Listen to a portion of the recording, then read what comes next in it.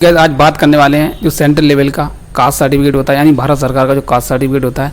अगर आप एक स्टूडेंट हैं तो देखिए आपको कहीं ना कहीं इसकी ज़रूरत पड़ती रहती है। अगर आप एक कंपटीशन कर रहे हैं तो देखिए रेलवे है या फिर बीएसएफ है, और भी बहुत सारी वैकेंसीज होती हैं जहाँ पे आपका जो सेंट्रल लेवल का कास्ट सर्टिफिकेट उसे मांग लिया जाता है।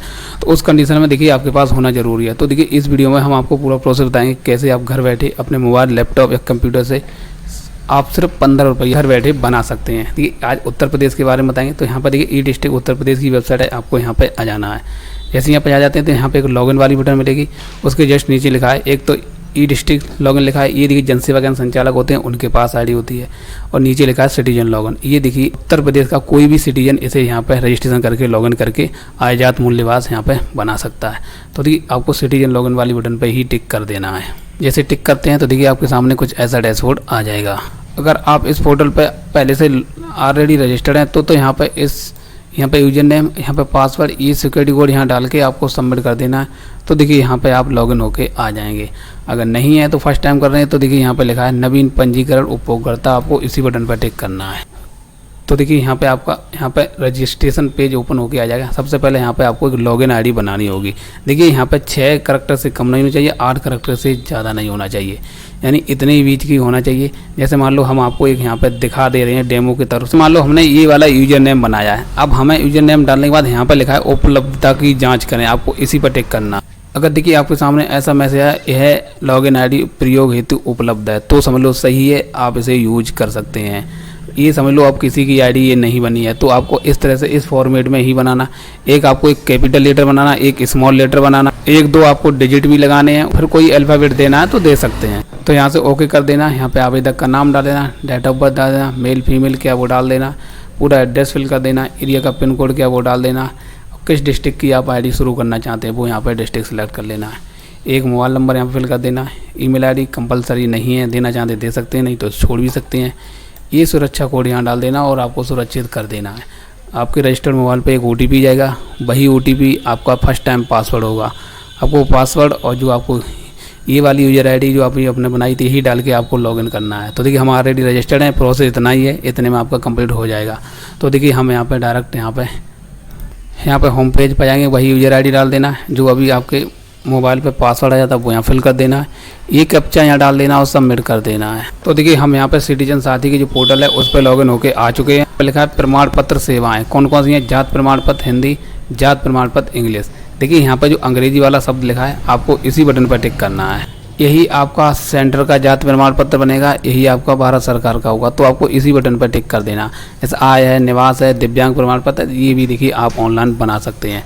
तो देखिए जात प्रमाण पत्र इंग्लिश वाला यानी अंग्रेजी वाला इसी पर टिक कर देना है। आप देखिए यहाँ पे आपको आधार नंबर फिल करना है जिनका आप बनाना चाहते हैं। आधार नंबर यहाँ फिल कर देना है, और ये वाला सिक्योरिटी कोड है आपको यहाँ फिल कर देना है। इस टर्म को आपको एक्सेप्ट करना है। उसके बाद यहाँ पर जैसे ही आप सबमिट कर देते हैं, जो भी आधार से लिंक मोबाइल होगा उस पर एक OTP जाएगा। तो देखिए OTP हमारे मोबाइल पर भेज दिया गया, वो OTP यहाँ पे फिल करके यहाँ पे सबमिट कर देना है।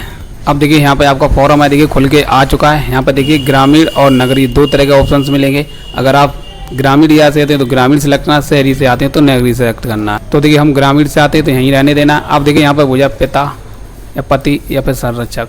तो देखिए हम अपने फादर का नाम डालेंगे तो यहाँ पे पिता ही सिलेक्ट कर देना है। यहाँ पे आपको इंग्लिश में नाम टाइप कर देना है अपने फादर का। उसके बाद यहाँ पे अपने मम्मी का नाम आपको इंग्लिश में टाइप कर देना है। अब यहाँ पे गुजरा वर्तमान पता है। देखिए अगर आप शहर से आते हैं तो वहाँ पे आप अपना मकान नंबर दे सकते हैं, यहाँ पे मोहल्ला नंबर दे सकते हैं। अगर आप शहरी एरिया से नहीं आते, ग्रामीण से आते हैं, तो देखिए आपको इस ऑप्शन को छोड़ देना है। यहाँ पे जो मोहल्ला लिखा है यहाँ पे अपने गाँव का नाम फिल कर देना है। डिस्ट्रिक्ट यहाँ पे देख सकते हैं, तहसील आपको यहाँ पे सेलेक्ट कर लेना है, ग्राम यहाँ सेलेक्ट कर लेना है, और अपना एक मोबाइल नंबर आपको यहाँ पे फिल कर देना है। और उसके बाद यहाँ पर लिखा स्थायी पता उपरोक्त, यानी जो ऊपर जो आपने पता दिया वही आपका स्थायी पता है, तो आपको इस पर टिक कर देना। ऊपर वाला एड्रेस आपका इस बॉक्स में पेस्ट हो जाएगा। उसके बाद थोड़ा नीचे स्क्रॉल करके आना है। अब देखिए यहाँ पे आपसे जात पूछेगा कि आपकी जात क्या लगती है। तो जात में देखिए अगर आप पिछड़े वर्ग से हैं, अनुसूचित हैं या फिर अनुसूचित जनजाति से हैं, तो देखिए हम पिछड़े वर्ग से आते हैं तो यहाँ पे पिछड़ा वर्ग सेलेक्ट कर लें। अब यहाँ पे उपजात पूछेगा, उपजात में देखिए यहाँ पे सारी जातें आ जाएंगी, तो जो भी आपकी लगती है वो अपना सेलेक्ट कर लेना है। अब आपसे यहाँ पे पूछ रहा है आप प्रमाण पत्र क्यों बनवाना चाहते हैं, क्या कारण है। तो देखिए आप यहाँ कार्य के लिए भी यहाँ पे डाल सकते हैं, या फिर आप कोई और, जैसे मान लो अगर आप रेलवे में लगाना चाहते हैं तो लगाना चाहते हैं, वो रीजन डाल सकते हैं। कोई एक आपको यहाँ पे रीजन डाल देना है। अब यहाँ पे पूछ रहा है कि आपने पूर्व में जो जात प्रमाण पत्र पहले कभी जारी किया है आपने, यानी पहले बनवाया है, अगर नहीं बनवाया तो आपको नहीं रहने देना है। अगर आपने बनवाया है तो भी नहीं रहने देना है। अगर हाँ कर देंगे तो आपको पिछली डिटेल मांगेगा। यहाँ पे आपका राशन आईडी यानी फैमिली आईडी देखने को मिल जाएगा। अब देखिए यहाँ पे डॉक्यूमेंट अपलोड करने, डॉक्यूमेंट जैसे यहाँ पे चुने वाली बटन पर टिक करेंगे, देखो सबसे पहले आपको फोटोग्राफ अपना लगाना होगा। उसके बाद यहाँ पे आपको स्व प्रमाण पत्र घोषणा पत्र लगाना होगा, उसका लिंक हम डिस्क्रिप्शन में लगा देंगे। आपको आधार कार्ड देना होगा। आधार कार्ड में क्या आप अन्य सेलेक्ट करके आप अपना आधार कार्ड यहाँ पे डाल के आपको आधार कार्ड लगा देना है। देखिए यहाँ पे जी ऑप्शन ये वाला देखने को मिल रहा है, और जैसे आप यहाँ पे टिक कर देते हैं तो जो पे आपके आधार पर फोटो लगा है वही सेम पेस्ट हो जाएगा। तो आपको वैसा नहीं करना। अगर आपका फ़ोटो लेटेस्ट है, अपडेटेड है तो आपको करना है। अगर आपका फ़ोटो पुराना है तो देखिए आपको यहाँ पर इस पर टिक नहीं करना, बल्कि आपको लेटेस्ट फ़ोटो ही लगाना है, नहीं तो आपका रिजेक्ट हो सकता है। तो देखिए हम यहाँ पे डॉक्यूमेंट अपलोड कर दे रहे हैं। अब देखिए यहाँ पे आपको फोटो, स्व प्रमाण पत्र, घोषणा पत्र, आधार कार्ड, तीनों चीज़ें अपलोड हो चुके हैं। उसके बाद अब यहाँ पे दर्ज वाली बटन है, आपको इसी पे टिक कर देना है। अब देखिए जो भी डिटेल आपने फिल करी थी यहाँ पे आप देख सकते हैं, सारी डिटेल यहाँ पे आपको देखने को मिल जाएगी। अब थोड़ा नीचे स्क्रॉल करेंगे ना, यहाँ पर लिखा सेवा शुल्क भुगतान करने के लिए यहाँ क्लिक करें तो आपको इसी पर टिक कर देना है। उसके बाद यहाँ पे देखिए आपको सबमिट वाली बटन मिलेगी, आपको इसी पर टिक कर देना है। यहाँ पे सिर्फ आपको 15 रुपये का चार्ज देना होगा, यानी 15 रुपये में आपका जो जाति प्रमाण पत्र है भारत सरकार का वो बन के आ जाएगा। तो यहाँ पे प्रोसीड वाली बटन है, आपको इसी पर टिक कर देना है। तो देखिए आपके सामने यहाँ पे इतने पेमेंट गेटवे आ जाएंगे, नेट बैंकिंग का भी, डेबिट कार्ड का भी, QR कोड का भी, UPI का। तो देखिए हम UPI के माध्यम से करेंगे तो UPI सेलेक्ट कर लें। अगर QR कोड के माध्यम से करना चाहते हैं तो इसको भी सिलेक्ट कर सकते हैं। तो देखिए हम QR से करेंगे तो हम QR वाली बटन पर टिक कर देंगे। तो देखिए हमारे सामने इस तरह का QR कोड आ जाएगा। आपको इसे किसी भी पेमेंट एप्लीकेशन से, फ़ोनपे, गूगल पे, UPI किसी से भी आपको स्कैन कर ले, पेमेंट प्रोसेस आप कंप्लीट कर देना। अगर देखिए पेमेंट करते टाइम अगर आपका पेमेंट फेल्ड हो जाए और आपका बैंक से कट जाए तो देखिए आपको ज़्यादा कुछ करने की ज़रूरत नहीं, आपको यहाँ से इसे क्लोज कर देना और वापस होम पेज पे आ जाना।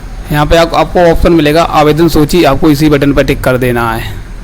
आपके सामने जितने भी आपने आय जात मूल्यवान डाले उनके देखिए सभी के रजिस्ट्रेशन नंबर देख सकते हैं। तो देखिए अभी जो आपने लेटेस्ट में अभी डाला है वो देखिए ऊपर नंबर पे आपको पहले ही नंबर पे देखने को मिलेगा। तो आपको ये नंबर है कॉपी कर लेना है। जैसे आप यहाँ पे कॉपी कर लेते हैं, यहाँ पे लिखा है सेवा शुल्क भुगतान वाली बटन, आपको फिर से इसी बटन पर टिक कर देना है। देखिए आपका दोबारा से पेमेंट नहीं कटेगा।